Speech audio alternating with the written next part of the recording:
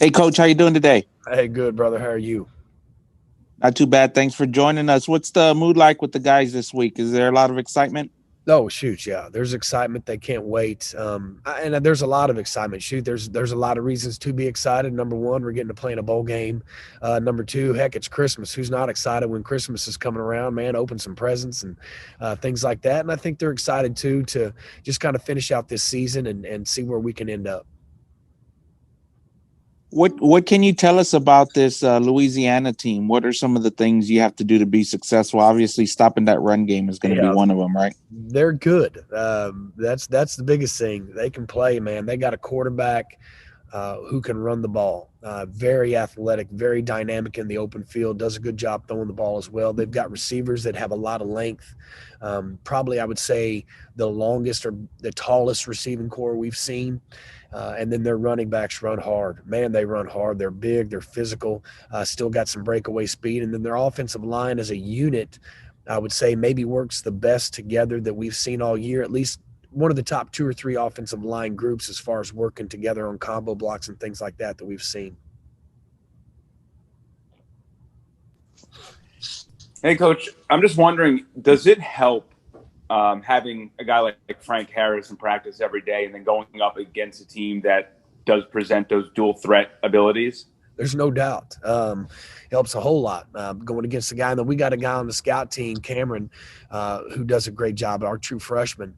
He's an athletic son of a gun. He can run around back there, and so we've told him in practice this week, "Hey, go be an athlete. You do what you do. If you want to scramble, go scramble. You see something, go." So it's helped us a lot to kind of keep our defense on our toes and make sure we're aware of that quarterback. And is there a specific team that Louisiana looks similar to that maybe you faced during the year? Um, not in particular. There's little parts of them. As far as up front, BYU, UAB, their offensive lines are very similar. UAB, their running backs, as far as how physical and how hard they run, are similar. Receiving cores, probably Southern Miss and North Texas with how athletic and good their receiving cores are. So I mean, I wouldn't say pinpoint one team. For the entire unit, but there are parts of that team that are similar to some teams we've played. And then lastly, just what is the key to getting this group forcing as many turnovers as they've had? I tend to always wonder why it always clicks with a handful of schools, and then other schools it's just two or three. What goes into that? I think the biggest thing is their effort. Our kids play hard, and I think that's where you get turnovers. It's not always being in some great zone coverage or making a great call or anything. Most of it is just unbelievable effort. When you play with effort, when against a running back and go and try to strike him and be physical with him, the ball comes out, and then effort gets you that ball because we have more guys around the ball than they do. Sometimes the turnovers, that ball gets tipped up in the air. It's not always the DB that tipped it or the receiver that's right there that gets it. It's the second DB that has great effort that comes in and picks the ball off of a tip. So our effort, to me, has been the main reason we've been able to get a lot of turnovers. Awesome, thank you. Yes, sir. Thank you. Coach, what was your first reaction to Coach Trailer, his positive test coming through? How did that hit you? Uh, I was shocked. He's been so careful. He's been telling us to be careful. I mean, the guys wore a mask all the time.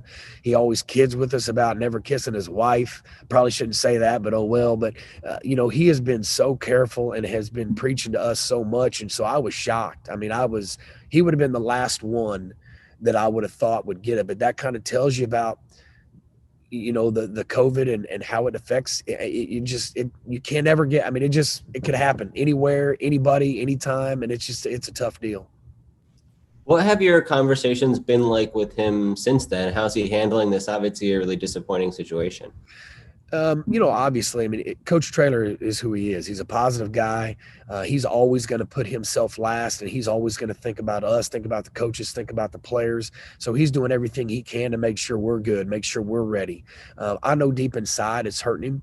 As much as he loves to be with the players, as much as he loves to be with us. I mean, this is what, other than his family, he loves being up here and spending time and talking ball and being with his second family. I mean, being around players for him, I think, keeps him young and keeps him excited and helps him enjoy life. So I know inside it's hurting him, but he has done a great job of showing us that, heck, man, we got to go. We got to keep rolling and play hard and get after it and get ready to play this game this week.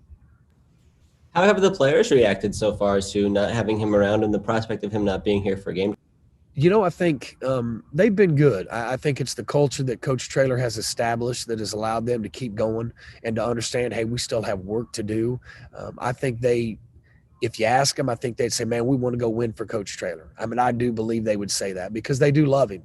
I think they really, truly, honestly know that he cares for all of them, that he wants what's best for them. And because of that, I mean, you want to play hard for the guy. And I know that we're going to get their best effort this week.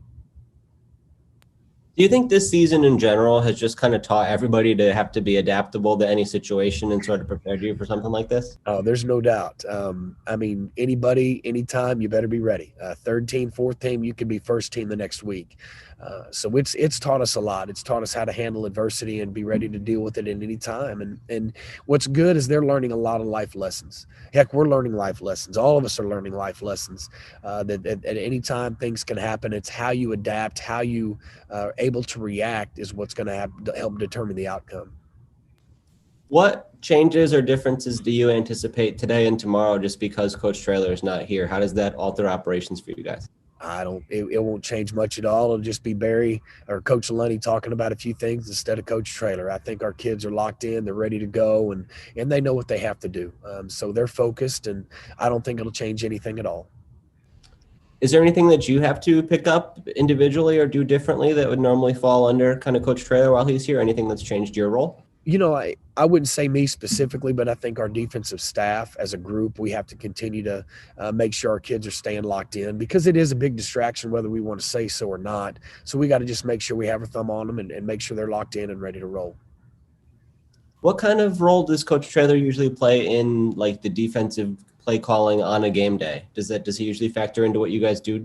He doesn't. Not when it comes to play calling. I think the biggest thing that he helps us on is game management. Maybe if there's some things that he has seen, he'll say, hey, coach, this is kind of something I'd be ready for. And just because of seeing it from an offensive perspective helps us with timeouts at times. Hey, coach, you need to run it. Do you need a timeout here?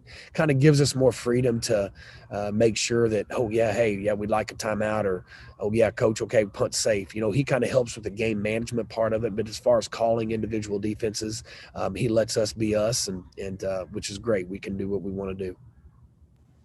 Do you expect to have a line of communication with him, like leading up to kickoff, or maybe even something during the game where you can be in touch, or how do you think that'll play out? I don't. Right now, it's going to be Coach Lunny, and he's going to do the best he can to communicate with us. And I know he's got a big burden on him as far as coaching the offense and just making sure he and I are on the same page. But I don't anticipate, at least we haven't talked about anything, any kind of communication with Coach Traylor during the game. And when you look at the defensive unit overall, how have the COVID protocols this week impacted the unit and just the amount of guys that you're going to have available for this one? It's impacted us. It has. It's going to be a challenging game as far as there's certain positions that the depth wise, but like we said before, I mean, it's adversity. We deal with it. Next man up, and that's all we can do. If we sit and kind of mope about it or complain about it or get upset about it, we're not going to get any better. The only way we get better is to be positive, keep moving, pushing forward, and next man up. Yeah, how do you describe that overall mindset that you guys have of really wanting to be able to go through with and follow through on playing the bowl game, despite whatever challenges may arise in this way or guys who might not be available? Well, I think it goes back again to Coach Traylor and his culture and what he's established here. Our kids, it's about mental and physical toughness. It's about, hey, no matter what, we're going to give perfect effort. So it's the culture that Coach Traylor has implemented, which is why I think our kids have done such a great job dealing with all the adversity and wanting to play.